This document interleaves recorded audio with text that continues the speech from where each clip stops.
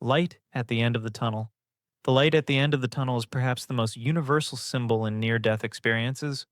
The scene is almost always the same. A person describes falling into darkness until they see a bright light ahead, not as a spotlight, but as a living presence that draws them in with serenity. This feeling of moving through a dark corridor toward illumination has been described in many cultures and eras, long before the term near death experience even existed. In ancient Greece, philosophers like Plato mentioned the soul's luminous passage. Among the Egyptians, the Book of the Dead describes the journey through the path of shadows toward the sun of Ra. In Tibetan tradition, the Bardo speaks of the clear light, the first phenomenon consciousness perceives after leaving the body. The light at the tunnel also appears in European religious art, especially in depictions of the Last Judgment, where angels guide souls through radiant corridors toward paradise. Interestingly, this image gained strength in the 20th century with advances in resuscitation medicine. The more people were brought back from clinical death, the more similar accounts began to emerge, with remarkably consistent details. When oxygen flow decreases, peripheral vision shuts down first, creating the funnel effect that can be perceived as a tunnel. The light at the end would be the final spark of electrical activity in the visual cortex, accompanied by a sense of well being triggered by endorphins. Spiritually, the tunnel is seen as an energetic portal connecting planes of existence, a vibrational bridge between the physical and the spiritual world, a threshold where every consciousness must cross to return home. The light at the tunnel has long outgrown religious boundaries and entered popular culture. Films, TV series, and even video games use it as a metaphor for transition and rebirth. The phrase, go toward the light, has become a cultural expression, even among those who've never heard of near death experiences. But what really lies on the other side of that light? Could it be just a trick of the brain? Or the beginning of something no human sensor can yet detect? Being of light. Right after the tunnel, many people report encountering a luminous presence, the so called being of light. It's not a distinct figure, but a radiant form that emanates peace and unconditional acceptance. Some recognize it as Jesus, Buddha, or an angel. Others describe it as a deceased relative or as simply a conscious energy. What's striking is that regardless of belief system, the emotional report is almost identical. A sense of absolute love, total understanding, and the complete absence of fear. This image is as old as humanity's stories about the afterlife. In Christian scripture, angels and saints are described as clothed in light.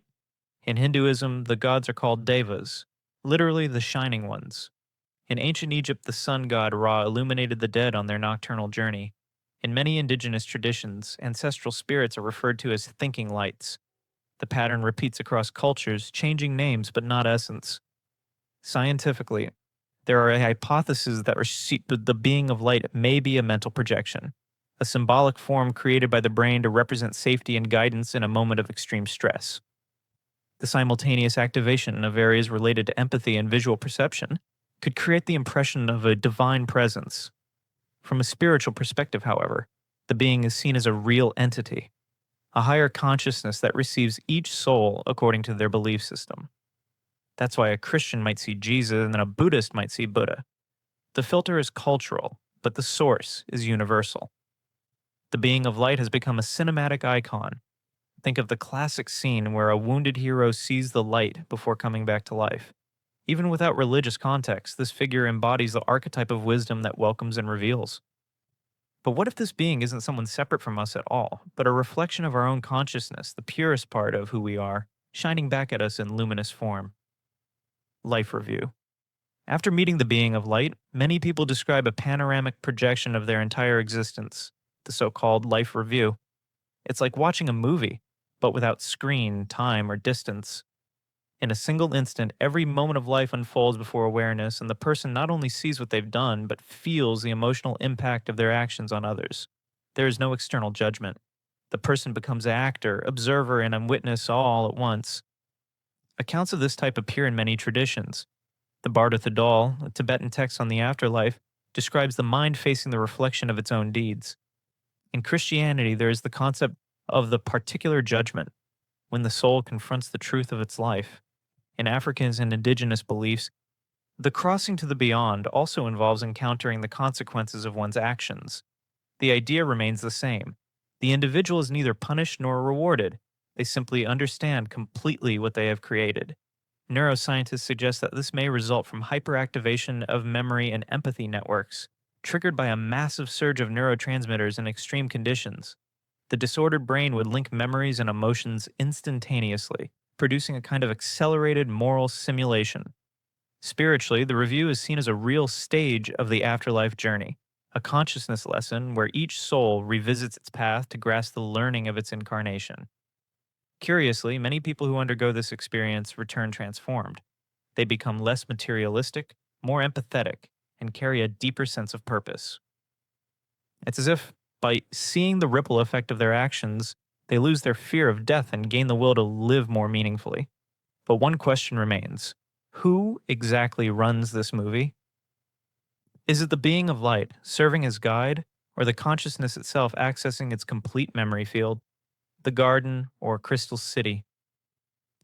Among the most enchanting descriptions of near death experiences are the visions of indescribable beauty, gardens of light, vibrant fields, and cities made of crystalline structures that seem alive.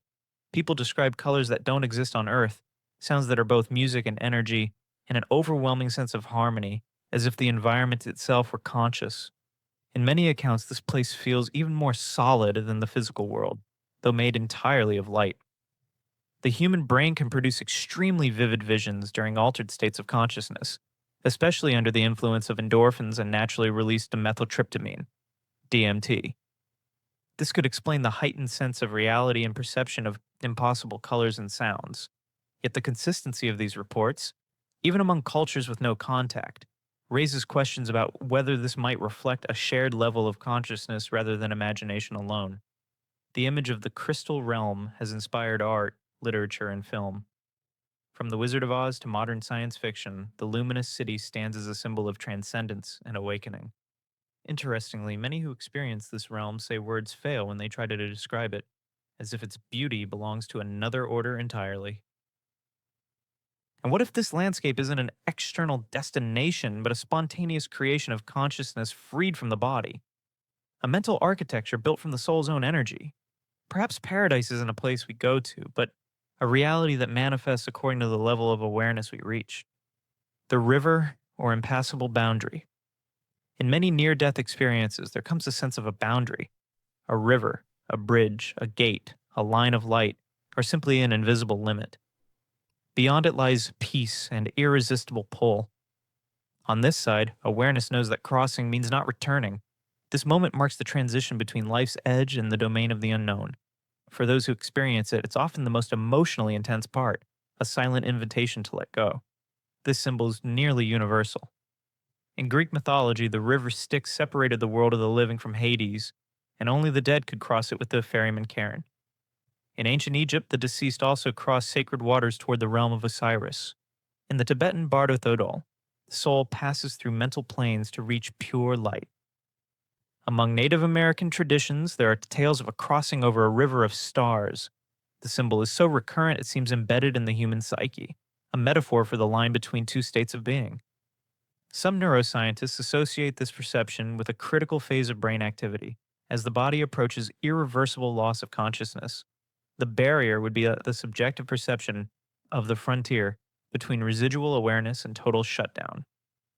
Spiritually, this is considered the moment of choice. To cross the river is to accept death. To turn back is to choose life. Strikingly, many who return recall hearing a voice or a presence saying, "It's not your time yet." Films, paintings, and songs often use the motif of crossing as a metaphor for transformation, rebirth, or the passage of cycles. The same ancient symbol, adapted into art's language of emotion and renewal. Yet researchers remain intrigued. There are accounts of people who claim to have crossed and still returned. What does that mean? Did they go beyond the point of no return?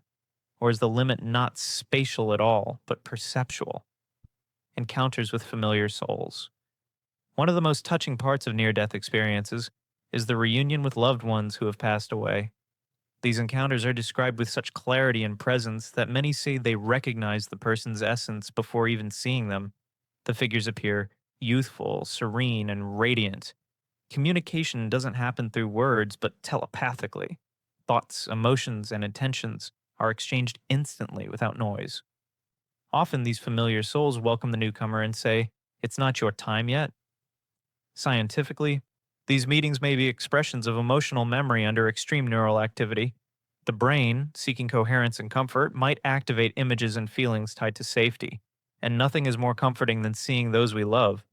Yet there are curious cases where people report meeting someone who was still alive at the time, only to learn that person had died shortly after, a detail science struggles to explain. This theme appears constantly in films, novels, and songs about reunions on the other side. Even without religious context, the idea triggers instant empathy. After all, everyone has someone they like to see again. But what if these encounters aren't just mental comfort, but glimpses of a connected reality where consciousnesses remain in dialogue? In that case, near death experiences might not be farewells, but reunions. Reminders that human bonds may last longer than time itself. Book of Life. In many near death experiences, there comes a moment when the individual faces an infinite source of knowledge, described sometimes as a glowing book, sometimes as a vast library. This is the so called Book of Life, or in Eastern traditions, the Akashic Records. People describe pages that turn on their own, or structures of light containing every thought, word, and action of their lives, and not just theirs, but of all souls. It feels like direct access to the universal archive of consciousness. The idea of such a cosmic record is ancient and appears in multiple religions. In Judeo-Christian tradition, the Book of Life is mentioned in Revelation and the Old Testament as the record of the righteous. In Hindu and theosophical thought, Akasha, meaning ether, represents the subtle substance where everything that happens in the universe is imprinted. Plato spoke of a world of ideas, a realm where perfect forms and absolute knowledge exist. Across all traditions, the metaphor remains. Existence is a text being endlessly written and read. Some researchers link this phenomenon to states of neural hyperconnectivity. Under extreme conditions, the brain might activate memory, imagination, and language centers simultaneously, creating the impression of total comprehension. The book could be a spontaneous metaphor for accessing the full contents of the mind. Still, there are documented cases of people returning with verifiable information, historical or linguistic details they had never learned, keeping the mystery alive. But what if this book isn't an external object, but a symbolic interface? A way for the mind to translate contact with the totality of consciousness? If so, the Book of Life may not be out there in the cosmos, but within the mind itself, waiting for the moment we can finally read beyond time. Omniscience. In many accounts, the peak of the near death experience is the feeling of understanding everything, absolutely everything. People describe a state where every question has an instant answer. The meaning of life, the nature of the universe, the reason for suffering, even the structure of time. There are no words, only expanded awareness where knowing and being merge into one. It's as if the human mind briefly fuses with the very fabric of reality. This idea of total knowledge appears across spiritual traditions. In Hinduism, it's samadhi, union with the whole. In Buddhism, it recalls Siddhartha's enlightenment under the Bodhi tree. In Christian tradition, saints speak of divine ecstasy, the full vision of truth. In ancient Hermetic writings, there is the point of unity, where the initiate perceives the universe as a single living organism. Every culture names it differently, yet all describe the same realization, that everything has meaning, and that meaning is consciousness itself. Neuroscience suggests this state might correspond to the temporary dissolution of the sense of self, when regions of the brain responsible for identity deactivate. That shutdown could create the impression of merging with the whole. Even so, scientists remain astonished that the brain can generate such a vast sense of totality in milliseconds and leave it imprinted in memory for life. Many who experience it say that upon returning to the body, almost all of that knowledge fades. They try to explain it but admit that words fall short, as if the human mind simply lacks vocabulary for the infinite. What remains is a silent certainty that there is order and purpose behind everything, even when we can't comprehend it. Book of Enoch. The Book of Enoch is an apocryphal text that circulated among early Jewish and Christian communities but was ultimately excluded from the official Bible. It tells the story of the Watchers, angels who descended to earth, taught humans secret arts such as astrology, metallurgy, and magic, and were punished for